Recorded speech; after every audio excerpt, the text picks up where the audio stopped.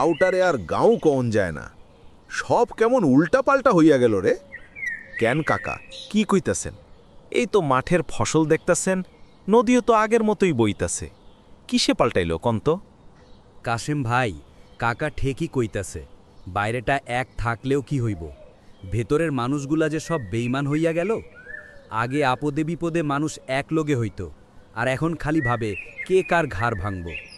একদম ঠিক কইছিস রহমত। দেখ, আমার জমানায় কত সুখ শান্তি ছিল, মানুষে মানুষে এত ফিরিত ছিল। এখন সামান্য ধান্দার লেইগা ভাইয়ে ভাইয়ে খুনোখুনি, মারামারি। ধান্ধাই আসল। লোভ আর নিজ স্বার্থের লেগা মানুষগুলা দিনে দিনে সব অমানুষ হইয়া যাইতেছে। গায়ের মানুষ তো সোজা সরল থাকার কথা। এখন তো শহরেও এত নোংরা পলিটিক্স নাই, যা আমাগো গ্রামে শুরু হইছে। না চাচা, সবাই খারাপ হয় নাই, এখনো ভালা মানুষ আছে। গত সপ্তাহে আমার গরুটার এমন ব্যারাম, কালীপদ চাচা আইসা সেবা কইরা গেছে। এ কি আর অমানুষের কাম? আছে বাবা, কমতে কমতে হাতে গোনা যাইব। আসল কথা হইল, গরিব মানুষ, বিদ্যা বুদ্ধি কম, সেই সুযোগ লয় মাতব্বরগুলা। তারা সোজা মানুষের মগজে খারাপ বুদ্ধি ঢোকায়, লোভ দেখায়, খারাপ কাম করায়। এইটাতেই মানুষ তার নিজের জাত ধর্ম ভুইলা যায়। আর পোলাপানগুলার কি হইছে দেখেন কাকা, এই নদীর পাড়েই বৈশা তাস খেলে, মদ খায়, লেখাপড়ায় মন নাই, খালি হতাশ। এই হতাশা খালি তাগো দোষ না, গায়ে কাম কাজ নাই, মান সম্মান নাই।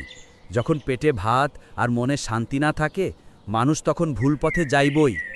এইটাই হইল মানুষ আর অমানুষ হওয়ানের আসল কারণ। আর শুনলাম এইসব ঘুষ দুর্নীতি ছেয়ে গেছে পুরা গ্রাম।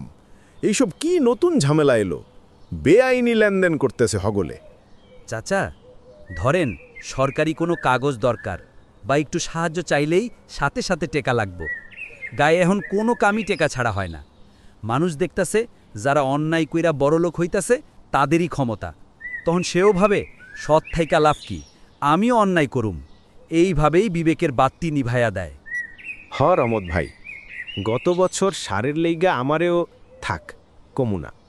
গায়ের মানুষ তো বোকা, ভাবে টেকা দিলেই কামটা ঝটপট হইয়া যাইব। এই লেগা অন্যায় যাই নাও মাইনা লয়। আর কিছু শয়তান লোক এই সুযোগটাই লয়। তারা জানে সাধারণ মানুষ ভয়ে মুখ খুলব না। এই দুর্নীতি আমাগো গায়ের সব ভালো কিছুটারে শেষ কইরা দিতেছে। কঠিন সময়, খুব কঠিন সময়। তো একটা কথা মনে রাখিস, যত অন্ধকারই আসুক, ছোট হইলেও একটা আশা থাকে। তোর এই কথা যদি আরও 2-4 জন বোঝে, তাইলে হয়তো একদিন এই গ্রাম আবার ফিরব।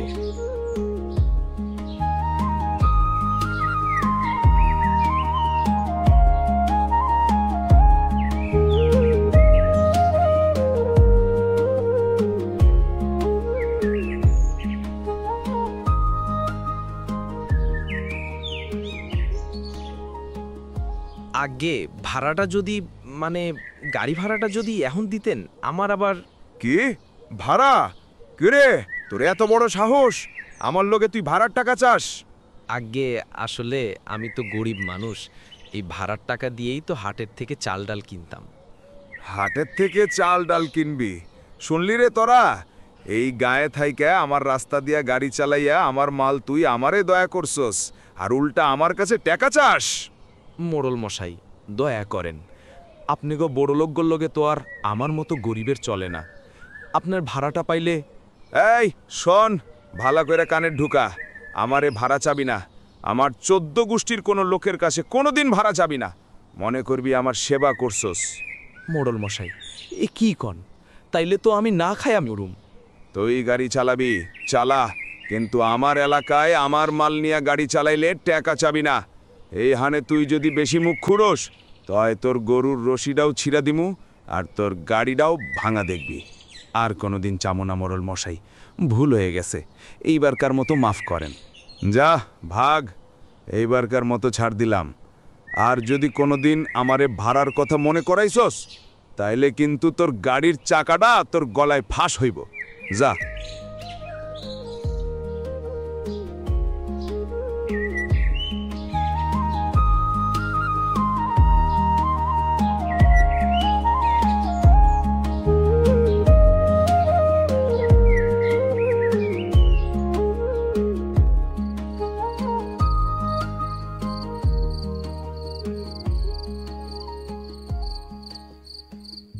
কিরে গদাই, শুনলাম তুই নাকি জমি বেচবি না, ব্যাপার কি?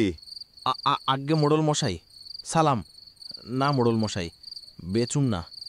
এই কথাটা তো আমি আপনাকেই জানাইছি। জানাইছিস? আর আমি কি কইলাম? আমার কথাটা কি তোর কানে ঢোকে নাই? এই জমিটার ওপরেই আমার নজর। এইখানে আমি একটা পুকুর কাটামু। মোড়ল মশাই, এইটা আমার বাপ দাদার ভিটা। এই ভিটা বেচলে আমি যামু কই? আমার বউ পোলা পাইন নিয়ে কই থাহুম? কই থাকবি সেই চিন্তা আমার না। টাকা দিতেছি, টাকা নে। কই টাকা লাগবো তোর, ক? 1 লাখ, 2 লাখ, যা চাস তাই পাবি। শহরে গিয়া ফ্ল্যাট কিনা থাক। ফ্ল্যাট? মোড়ল মশাই, শহরে ফ্ল্যাট আমার পোষায় না। আমি গ্রামের মাটির মানুষ। এইখানে বৈশাখ জুতো সেলাই করি, 2টা চাল ডাল জোটে। ভিটাটা বেচলে আমার কাম কাজও যাইব। তয় বেচুম না মোড়ল মশাই, বেচুম না। এই দেখ, গরিব মুচি কয় ফ্ল্যাট পোষায় না। শুনলি রে, কি তেজ! গদাই, ফাজলামি করিস না। ভালোয় টাকা নে, নাইলে পরে খালি হাতে যাবি। আর ভিটাটা আমি এমনিই দখল করমু, তখন কিন্তু কাইন দাও কোনো লাভ হইব না, বুঝলি? আমার উপর একটু দয়া করেন। এই অল্প কটা জমি ছাড়া আমার আর কিচ্ছু নাই গো। দয়া? দয়া করতে আইলে কি মোড়লি করা যায়? শোন গদাই, এই ভিটা আমার চাই। আজ আমি গেলাম, তুই কাল বিকেলের মধ্যে আমার কাছারি ঘরে আসবি। নাইলে কালকে তোর এই ঘরের চাল ডাল কিন্তু আর আস্ত থাকবো না, বুঝলি?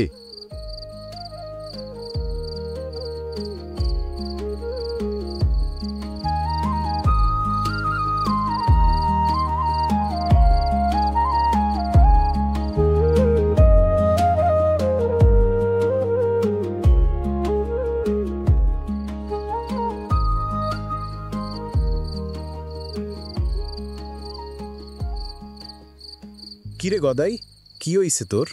দিনের বেলা তো মুরল আইসা চেঁচামেচি কইরে গেল, মনটা খারাপ।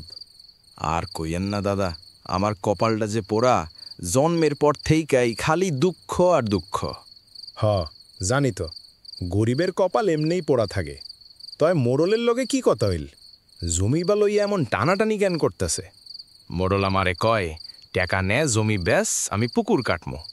আমি তো কইলাম, এই ভিটা ছাইলে আমি কই যামো, আমার বউ পোলা পাইন। কিন্তু সে শুনবো কেন? সে তো বড় লোক, মোড়ল। মোড়লের লোভ তো আর কম না, সেভাবে টাকা দিলেই সব কেনা যায়। তয় তুই কি কইলি? তুই কি রাজি হইলি? না দাদা, রাজি ওই নাই। কেমনে ওই? এই ভিটাটা আমার বাপের ভিটা। এই হানি আমার জন্ম, এই হানি আমার কামকাজ। জুতা সেলাই করি, 2টা টাকা পাই, সংসার চলে। ভিটাটা বেচলে তো আমার সব শেষ। হ, ঠিক কইছস। গাছের শেকড় না থাকলে গাছ বাঁচব কেমনে? তয় মোড়ল তো আবার হুমকিও দিয়ে গেল। হ দাদা, হুমকি দিছে, কয় কালকা নাকি না গেলে ঘর ভাঙ্গা দিব, টিনের চালাটা হাস্ত থাকব না। ভয়ে আমার শরীর কাঁপতাছে, রাইত হইলে ঘুমও আহে না। দেখ ভাই, মোড়লের জোর আছে, টাকা আছে, তো তুইও তো একা না। গায়ের সবাই তোরে চিনে, তোর দুঃখ বোঝে। একটা কাম কর, তুই কালকে ভোরে ইউএনও অফিসে যা। UNO office? ওইখানে কি গরিবের কথা শুনবো দাদা? শুনতে হইব, না শুনলে আমরা সবাই মিলে যাবো। তুই যাইয়া একটা লিখিত অভিযোগ কর, সব কথা লেখ, কেমনে হুমকি দিছে। মনে রাখিস, জমিনের দলিল যার, আইনও তার পক্ষেই থাকব। তুই তো ভিটার মালিক, ভয় পাইস না, আল্লাহই দেখব। আপনার লগে থাকলে আমার সাহস হয় দাদা। ঠিক আছে, কাল সকালেই যামু, দোয়া কইরেন। তুই সৎ মানুষ, আল্লাহ তোর লগে থাকব। আর মোড়ল যদি বেশি বাড়াবাড়ি করে, তয় গায়ের সবাই তারে বুঝাই দিব। যাই, এমন অনেক রাত হইছে, যা ঘরে যা, সাহস রাখিস।